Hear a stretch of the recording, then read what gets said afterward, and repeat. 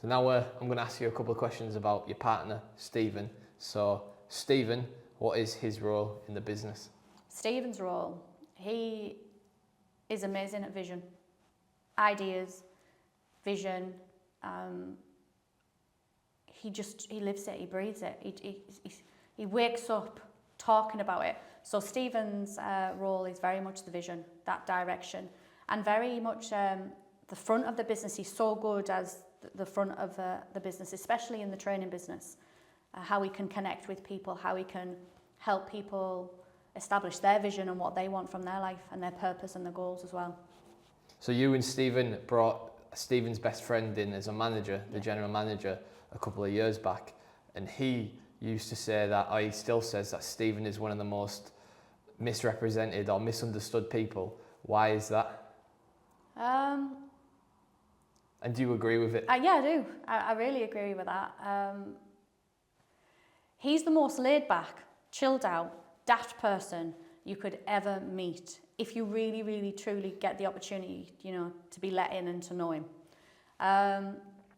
But he doesn't really show his emotions externally that much, so people kind of see this very pan type of person, but he's the absolute opposite. Like, he's a big kid. Really is.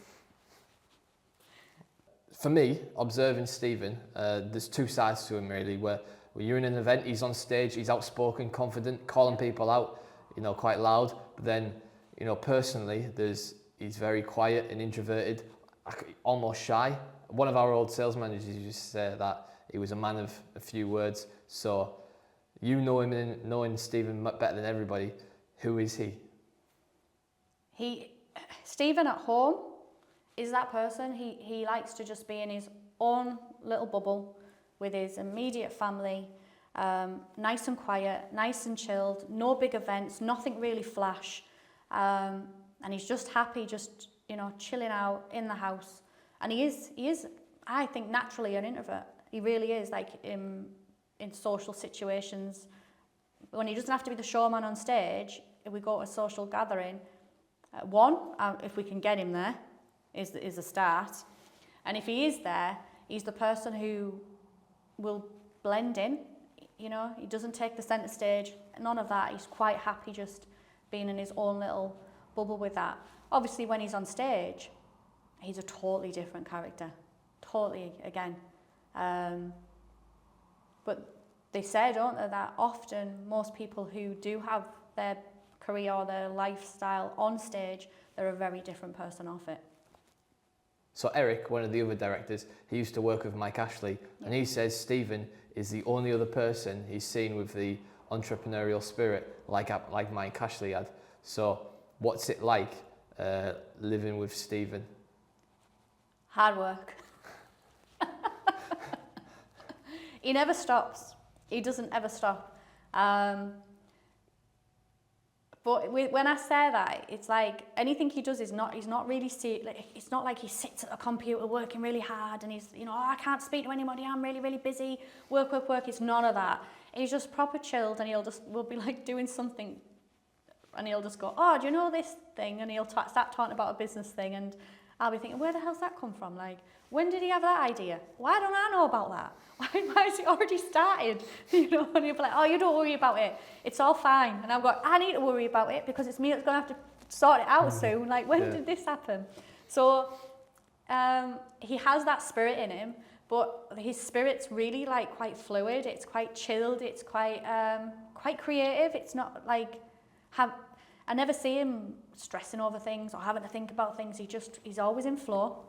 So I think that's a natural part of his character. Like he loves it. He loves it. Loves it. I would even say he's obsessed. With what, being an entrepreneur? Business. Ideas, creation. He loves the creating side of things. So he'll sit and I'll find him daydreaming, and most people might be chilling out and his little head's going on ideas, and I think, oh God, what's he dreaming up now? Over the last 3 months, Stephen's become a lot more involved in politics. What is his main driver? Main driver, the kids, the area, people. his main driver. It's not a particular party or anything, you know, it's looking at the logic of what's being said or what's happening, and looking at the future and saying something needs to change for our children, for the next generations. So that's his driver really, trying to put things right. Put things right. So what needs changing in the world right now? God, what doesn't need changing, Sam? I'm not very much around that type of stuff, you know. Stephen I think he feels there's a responsibility if you can, you know, help in a certain way or stand up for what you believe in. He wants to do that. I do believe that a lot of the time people are lied to. The things we are shown on TV isn't the right message, and we're kind of put in little boxes and moved around for other people's agenda often. And you can look at that in all different types of, you know, scenarios and what's happening in the world. But for me, I'm not very politically minded. I'm very much, okay, I'll stand for certain things. COVID I totally disagreed with and, you know, went against that and other things, but I don't know what is right and what's wrong. Everybody has their own opinion on it, don't they? What I would say though, with the current government in charge, they're screwing it up.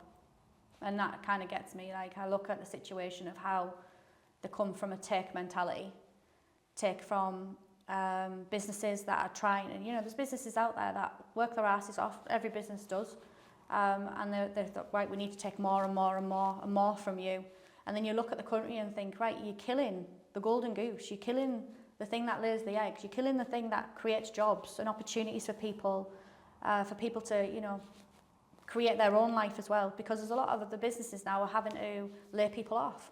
They can't afford to have them or having to even close. And then you look at our economy and go, well, how is that going to be sustainable if we come to a point where there ain't enough jobs?